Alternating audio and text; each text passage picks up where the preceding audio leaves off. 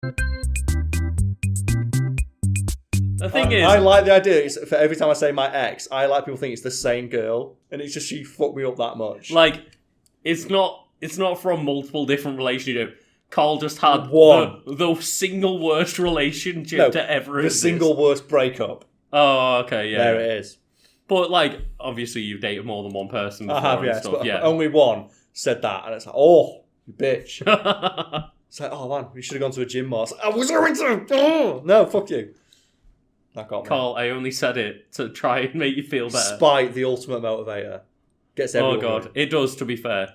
And like every time somebody goes like, oh, I don't think you can do that, it's like, well, fuck you, I can. That's why I think one of a tweet that I really like was it's someone from a girl saying, oh, when I'm here's a pro tip for all you ladies out there and maybe like don't feel like as confident in your body as you should. Every time you have a dark thought or like a negative thought about the way you look, imagine Donald Trump saying it. And it was just like, oh man, your thighs look fat today. It's no, fuck you and fuck your wall look great. It's like, that's so Oh good. god. That's so I nearly like choked on my side from that one. Isn't that so fucking good? Just imagine like, oh, your thighs look fat. So fuck you and fuck your wall. You're getting impeached, fuck you. It's so good. Yeah, good luck with that, America. Oh man, stay winning. Fuck off. We're getting the worst of it as You well. got Boris Did you see that? After he basically failed at everything he was doing, the thing that was like going viral on Twitter was Joris Bonson. Which I was just like so good. That sums up like the discourse of politics these days, doesn't it? Joris Bonson. I think like it's like, oh, Karl's sitting there laughing at Americans from Donald Trump, and I'm like, Karl, we've got to know better. Got Boris Johnson. Got fucking Joris Bonson. I would prefer he was called Bonson. Fucking hell. Remember I told you about when my mate worked in insurance, he had to call someone up for like a quote. And he was called like Felix Hodgepodgerer. Oh god. Did I tell you about that? No. He just had a name like that. And he had like obviously a name on a script. So, oh, is it Mr. Hodgepodgerer? I always find it weird, like when I'm working in a restaurant and like, oh, taking names on the door and people come up to you with like the weirdest names and just act like it's the most Because normal it's because thing. it's their name. No, yeah, but like for example, my girlfriend has like originally an Irish surname, Which was? No, like her current surname is like Irish. Oh, okay, you don't want to say it out loud. Yeah. But then she says her surname to people and goes, "Oh, this is how you spell it." Like, I know that it's an unusual, like it's not a surname you hear every day. Mm. But yet, then you get people who come in like, "Oh yeah, my name's like Go Blow Me," and obviously that's not a real name. But and they'll just give you the dead eye stare of like, "Yeah, it's Go Blow Me." And then you're like, so how do you spell Go Blow Me? And like, well, why don't you know?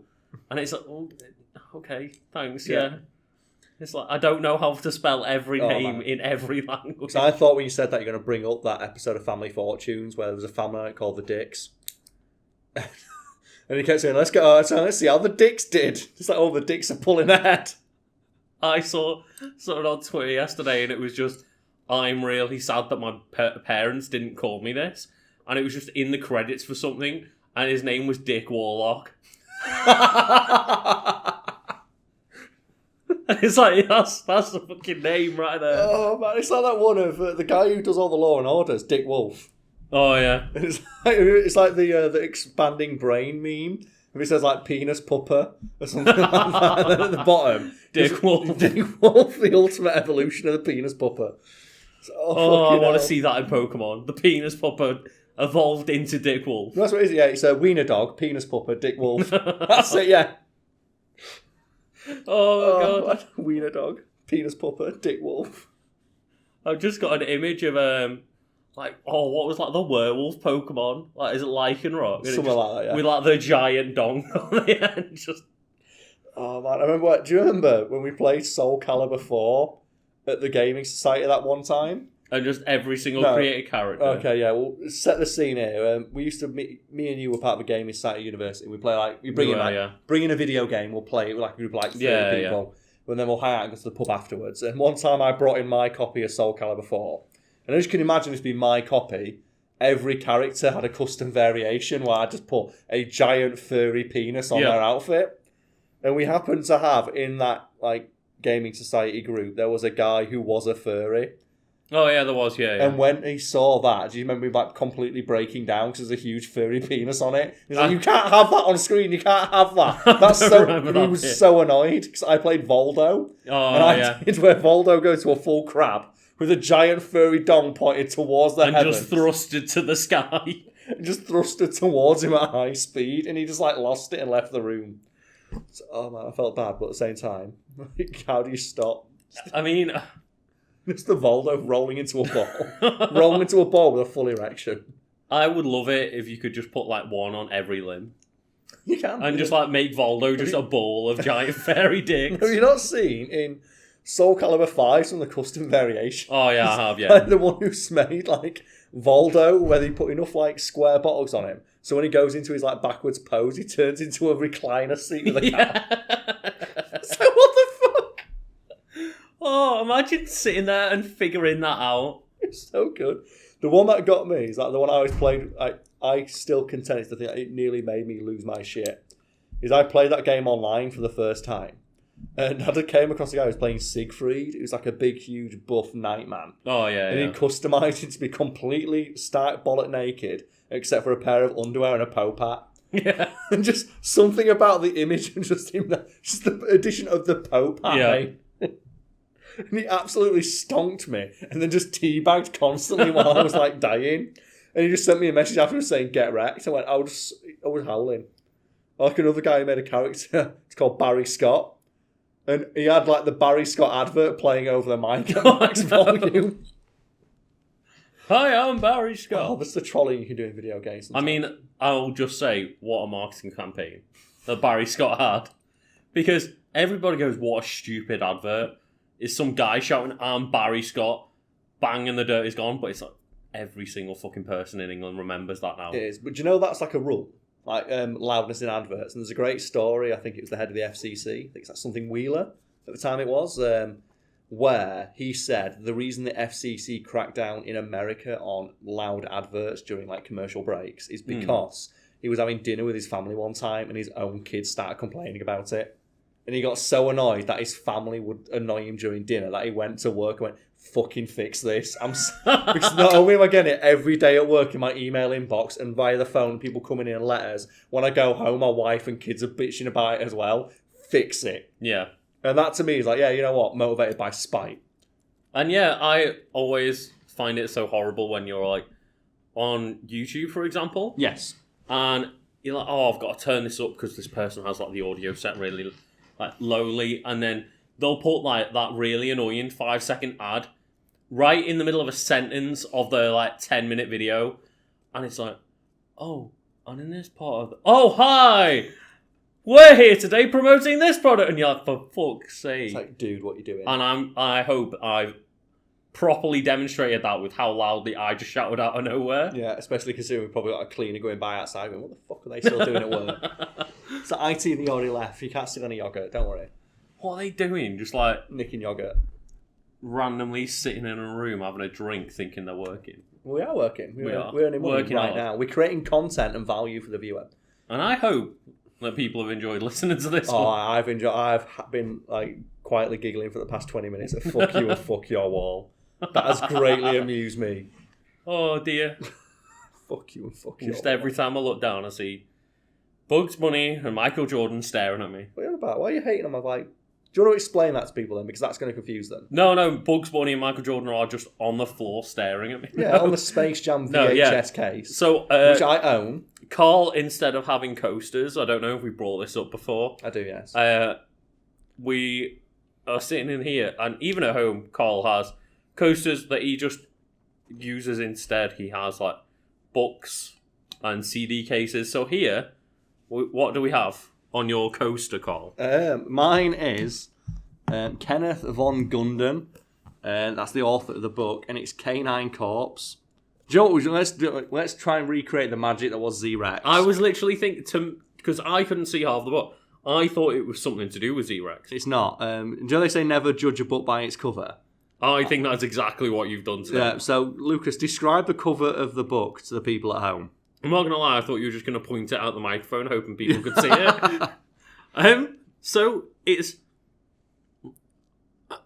don't even know what's happening. On a weird cliff edge, there is a bright green velociraptor. Yes. Fighting a golden retriever. A golden retriever that has the sharpest fucking fangs in the world. But in the background, what else can you see? I can see, like, a Rottweiler and a German Shepherd. Fighting another dinosaur. Another bright green velociraptor. And then even further in the distance is a man with a bandana firing a laser gun. It looks like someone's taken, like, a bad rip-off of, like, Die Hard with, like, the bandana on his forehead. Yeah. But just giving him, like, a laser Uzi. And the title of the book is The Canine Corpse, and the name is The Last Resort. So, do you know what? Let's read. What's the little blurb on the front say? It says, the dogs of the canine corpse learn some new tricks, then war games turn into the real thing. And apparently the real thing involves velociraptors, so I'm happy about that. Anyway, so let's go. First you party, then you die. Oh, God. As a reward for yanking a gigabillionaire off a prison satellite, Ray Larkin and his team earn a month's R&R on the universe's ultimate party planet. I want to go Neverland isn't all fun and games. Not more than a few fleeting nanoseconds after landfall, Ray and the dogs find that the Play Planet simulated war games become murderously realistic at the push of a programmer's button. And then that's like the thing. And then the Canine Corpse, the description of that, of like, because this is the fourth in a series, they are the best freelance space scouts in the galaxy. Genetically altered dogs with enhanced sensors and the gift of speech. They are Beowulf, Grendel, Mama-san, Gawain, Ozma, Robin, Frodo, Sinbad, and Tajil, and they'll stand beside Ray Larkin, their human leader, against any danger, anywhere, at any cost. So they have one human in their ranks. And they can all Ray talk. Larkin. But can I just point out then, so this Ray guy, yes, he wins a month R&R on the Ultimate Party Planet. Mm-hmm. So this guy goes to party on a planet and just has like 9 dogs with him. Yeah. That is the party, just him and 9 dogs. I would like to point out as well that when I was trying to read this, I got up to the 32nd page before I said, fuck this. And just went, no. Do you know why? And I remember distinctly, it's because there are too many dogs. And because they all talk, it tries to introduce 9 characters in the first 5 minutes. That sounded exactly, to me, like The Hobbit, An Unexpected Journey, Yeah. and that. Whereas, one of them's called Frodo. Yeah, exactly. That's part of what reminded me, because as soon as you said Frodo, I was fuck me, I'm getting flashbacks of, obviously, it's Bilbo in Hobbit. But when, like, Fellowship of the Rings, there's, 6 of them? Something like that. But also, as well, this is the 4th book in the series, so you should know. Yeah. But I remember it's like every other page is another dog. And they're trying to establish 9 different personalities within the first, 10 pages. But that's the thing is, like, in The Hobbit, it's like, here's 13 different dwarves that you give a shit about none of them. Yeah. And then, we're gonna expect you to care for them all. Apparently as well, this is the last book in the series, because the other ones, the first one is called Canine Corpse. The second one is Under Fire. The third one is Crywall, and then Last Resort. But we also have here I think this is a... this is the blurb. This is like the very, very opening chapter site, to encourage people to read the book. Oh, okay, so it's like a taster. Yes, so do you want to do that, unless people are interested? Yeah, sure. Freeman Wazali. Freeman Wazali said, I vote that we continue on our current course and get the hell out of Battlefield and then come back for your friend. Ray looked at Beowulf, Robin, Mama-san, and Gawain. Who votes for that option? Silence. Okay, that's 1 vote for your proposal, Mr. President. Ray looked into the serious dog faces. Now then, who votes for going after AK? Beowulf, Robin, Gawain, and Mama-san spoke up as one. There you have it, Ray said. The electorate have cast their votes. We're heading west after the floater and the biplane. Why did I even bother? Freeman Wazali wondered out loud. Shall we start? Ray said. Wait a minute, Freeman Wazali said. Pulled out a map cube and studied it. Unless this map is inaccurate, what lies in that direction is, what lies that way is a 40-metre high buttressed wall protected by a powerful force field. What's on the other side of that wall? Asked Ray, afraid that he knew the answer. Dino Land.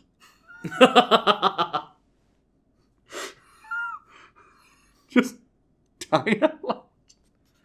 It's a really bad Jurassic Park. Also, as well, let's go. Right, this is the first page. If you purchase this book without a cover, you should be aware that this book is stolen property. It was reported as unsold and destroyed to the publisher, and neither the author nor the publisher has received any payment for this stripped book. Oh, I wouldn't have bought this without a fucking cover, I'll be honest with you. Oh my god. This book is an Ace original and has never been previously published. This is the first edition. It's the first I edition think of it's Canine the first Court. and last edition. So no, it's not a first, it's an Ace edition. This is Okay. Ace Publishing. All rights reserved. Cover art by Cliff Miller. Fucking baller ass pimp. This book may not be reproduced in whole or in print by mimeograph or any other means without permission, such as reading it online in a podcast. Online on a podcast. Outline. Without permission. For more information, I might send a letter. Ace Books. The name Ace and the A logo are trademarks. I don't think you can trademark a fucking A.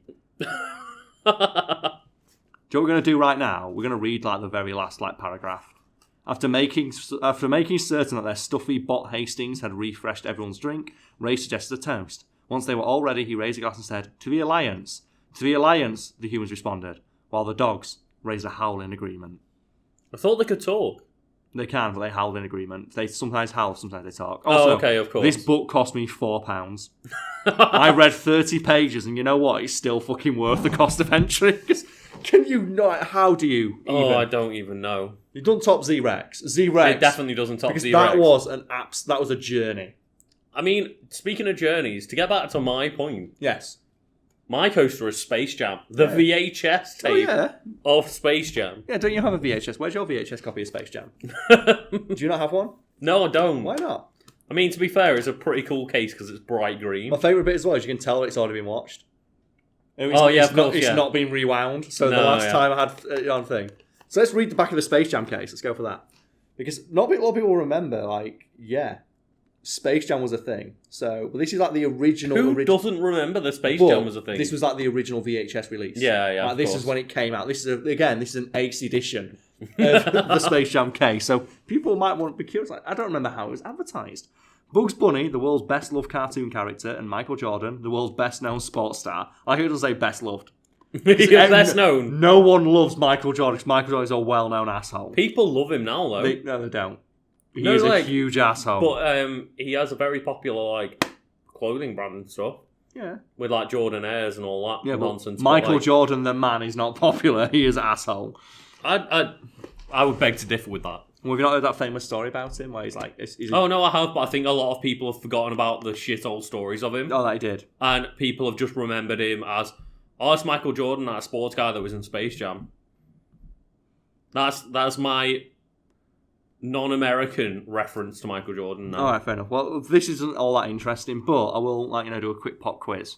What is the name of the enemy force in Space Jam? What is the name of the little guys who try and take all the Space Jam powers?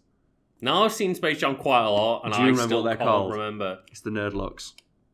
The what? The Nerdlooks. That's why you don't remember who they are. Oh, man. What we need to point out as well is that the actual case is bright green. I did say that a minute ago. Oh, sorry. The case is bright green. Yeah. The other thing I have, do you want to mention the other case? Yeah, so I assumed this came back with you from Japan. No, that's from America. Yeah, because there's a random PlayStation 1 game. All in Japanese. And it's just, all in Japanese. There is one Japanese man. A smiling Japanese businessman. Holding what appears to be some weird little, they look like Mahjong tiles. I think it's a Mahjong game, yes. It's a Mahjong game for the PS1. Oh, okay. And the rest of the people around him are all PS1 graphics, rendered family people. Yeah, they look like Lara Croft's extended family. Yeah. Like Lara Croft PS1. Lara Croft's Japanese, half family. And it looks like... It's all in Japanese. Japanese Mahjong game. But where did you get this, Karl? I got it in a store in LA for $1 because the guy behind the counter, I went to a random store that sells a lot of really old video gaming stuff. A lot of regions lock stuff. Here's a bunch of Japanese PS1 games, like that one. And they had a big bin full of them. Oh, okay. And it was buy 5 for this much money. And the guy behind the counter recognised me. And I said, really? If I give you $1, can I just take one thing from that bin? He went, yeah, whatever.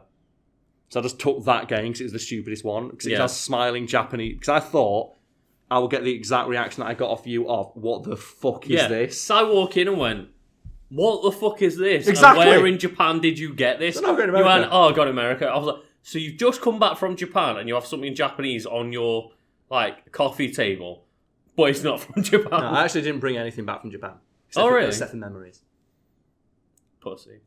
Isn't that the lamest thing you can say? Oh man, I was talking about this a while ago, and it's oh man, is there any worse person than the person whose life they try and make no, it's all about travel, and they post like inspirational like travel quotes. And Yeah, they do yeah. all the stuff like, oh man, I'd rather have an empty bank account than a full passport. It's like, no, fuck you. I'd rather have money.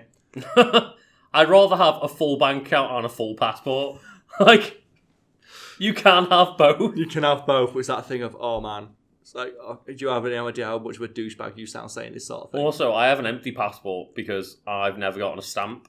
Because that's not really a thing anymore. It will be soon. It will be, yeah. Wait till October 31st. But, You've got to pay a tenner for that stamp. Because I've only travelled within Europe. I know. Isn't that great? And it's so good to be able to do that completely like, for free. Just, travel to Europe as if I was travelling like throughout the UK. Yeah, without limitations or reservations. Yeah. It's really awesome. That'd be amazing to keep, wouldn't it? Yeah, what a stupid thing. How stupid do you have to be to want to get rid of that wholesale? Oh, God. So, yeah, I have only travelled within the EU and they